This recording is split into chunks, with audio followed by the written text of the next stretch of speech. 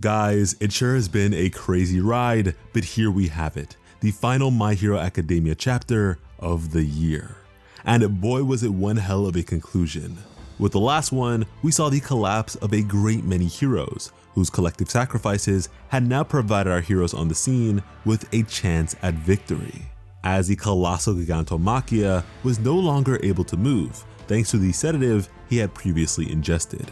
However, then seeing the precarious predicament of his comrades and himself, Mr. Compress carved through his own flesh and body to provide himself a means of escape from the bindings of Best Jeanist, and in doing so was also able to free Spinner and Shigaraki with the use of his quirk, then swiftly making his escape and picking up Dabi along the way as well, all the while monologuing to himself and revealing to us that he is none other than the great-great-grandson of the peerless thief Oji Harima, a villainous legend as publicly recognized as All for One, as he then released Spinner and Shigaraki, proclaiming this to be his final performance, as make no mistake, this wound is fatal, the extent to which we came to better understand with the following chapter.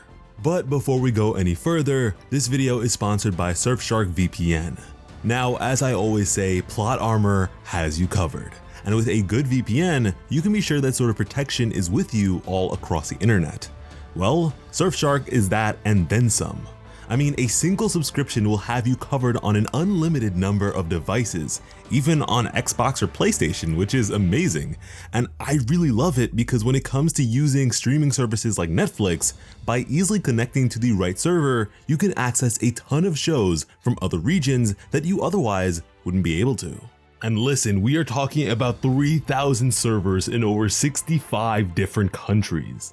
And lucky for you guys, by using the link in the description, surfshark.deals/plotarmor, and entering our promo code PLOTARMOR, you can get a whopping 84% discount and 4 entire months of top-of-the-line internet protection for free. That is the best deal on the market for the best product on the market, along with 4 entire months free. So be sure not to miss out. That's surfshark.deals/plotarmor with the promo code PLOTARMOR. Thank you again to Surfshark for sponsoring the video, but with that, let us continue. With this latest chapter, we began with a mental voice saying, "Wake up," as Deku, in a cold sweat, with blood all over his ruined body, would slowly open his eyes, as he would then abruptly arise, realizing that he'd momentarily passed out on account of Dabi's extreme heats, then wondering where Shoto was, fearing the worst. Although with a quick visual scan of the scene, he was then able to locate him, now being very much relieved to see Shoto still alive. But even then, Deku would yet again feel a sort of sensation that very much felt like a sharp pain in his head.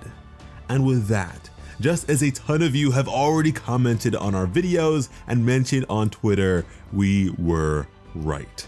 Not only did we predict that Deku would manifest a sensory quirk in one video, but with another video after that, but days prior to the release of this chapter, we also claimed that Deku already possesses it, using the very same evidence provided by this chapter. And I can't lie, it feels good. It always does, and it's just so much fun to pick up on things like this with all of you. So if you'd like to be here for more moments like that, then be sure to subscribe to Plot Armor with notifications on. A bunch of people thought we were crazy and were clowning on us for making a whole video on it, but here we are, and I think we deserve a bit of respect for that one. But anyways, yeah, this quirk was described in the book All Might Through Together about the users of One for All, and is the quirk of the 4th user called Danger Detection. But this was certainly a quirk he unlocked over the course of this battle, and similarly to how Black Whip was when it first manifested, this quirk is untamed and is just firing off like crazy, causing Deku to have quite the headache right now. Meanwhile, Mirio would just rush towards the League of Villains with the quickness, picking up where we last left off, as Compress just looked absolutely terrible, as Mirio's fist would connect with the face of Mr. Compress, who would then think to himself as he faded from consciousness that when they first arrived on the scene, they'd seen a great number of Nomu nearby. And because these creatures move at the behest of Shigaraki, so long as he's around to issue a command, they'll be of use. So right now, if they can manage to wake him up, then they may very well be able to turn this thing around in their favor. And so yeah, he collected Spinner and Shigaraki with this very thought in mind. And although he made such a big declaration with the last chapter, Mr. Compress really didn't have any more surprises to spare. This was the chance he was willing to give his life for, which is so interesting to receive considering he did so with a chapter that began by talking about the opportunity many heroes provided with their sacrifices. He was nothing more than a distraction now, and had placed Dabi inside Spinner's scarf. Everything was now up to Spinner as Mirio closed in for a hit to him as well. And interestingly enough, Mr. Compress described Spinner to be the one most loyal to Shigaraki. Now, if you remember, Spinner was very upset with Shigaraki at the beginning of the My Villain Academia arc, and he looked like he could have been on the verge of leaving.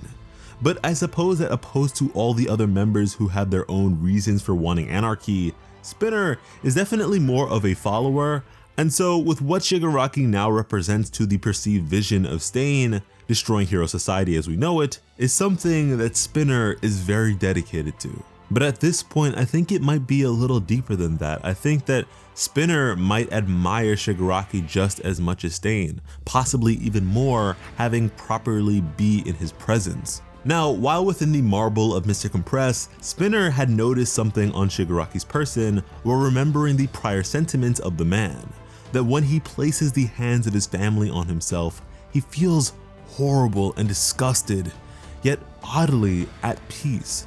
And what Spinner saw was one such severed hand, which was now burnt all over thanks to Endeavor. And in seeing this, Spinner would clutch onto Shigaraki as he felt his heart sink and an uncanny rage well up in its stead. And so as Mirio leapt to knock them out, Spinner was pulling away, having already placed the hand on Shigaraki's face, as his eyes widened and the flesh began to split.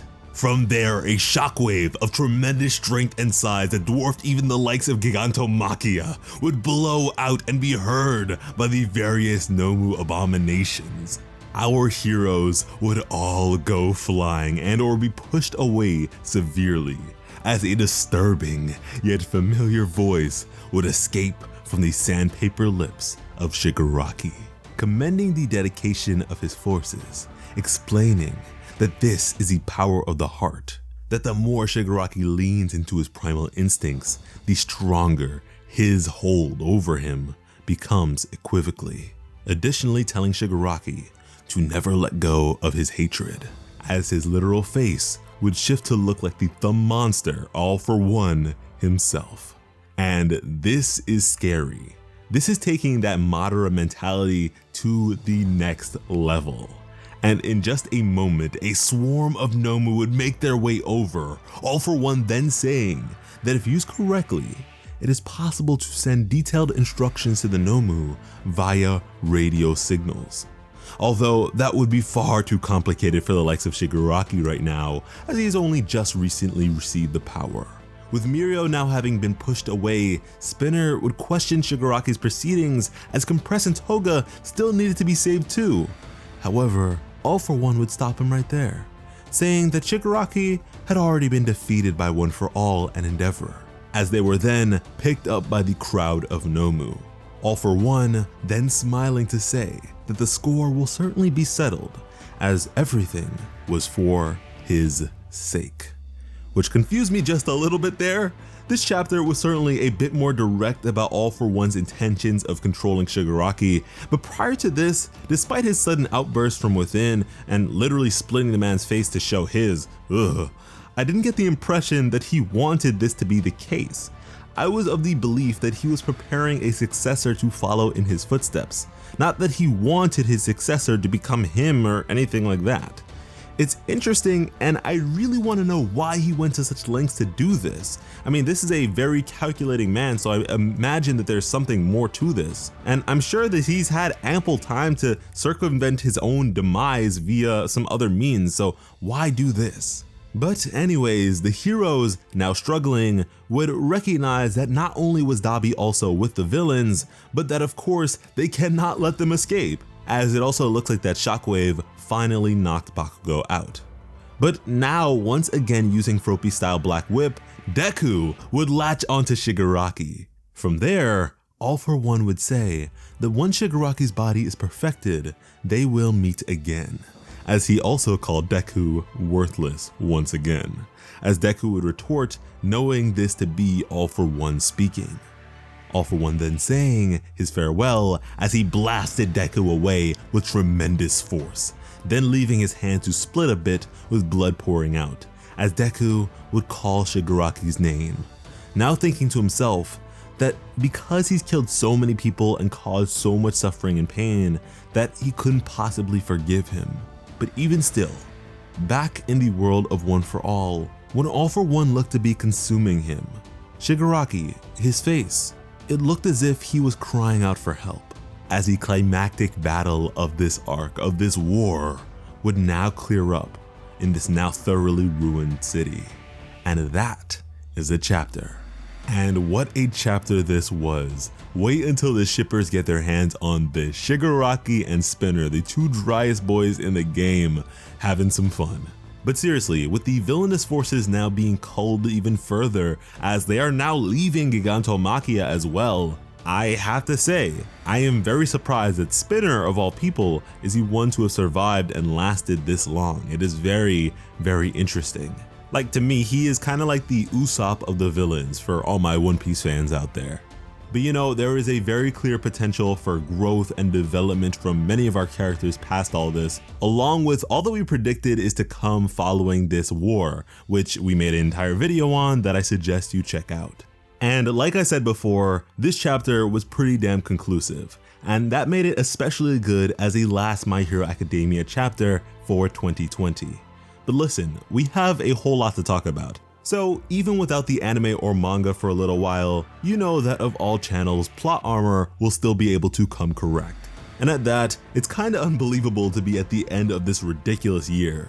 But you know what? For as troublesome as this year has been on so many levels, ultimately, this year saw the rise of plot armor and the growth of this community. So at least in that way, we are ever so grateful. We started the year with somewhere around 6,000 subscribers, and even having missed out on nearly 4 months due to false copyright strikes and what have you, 4 months of insane My Hero Academia war action and the conclusion of Demon Slayer's manga, mind you, we look to be closing this one out at over 120,000 of you guys, so thank you. From the bottom of our hearts, thank you.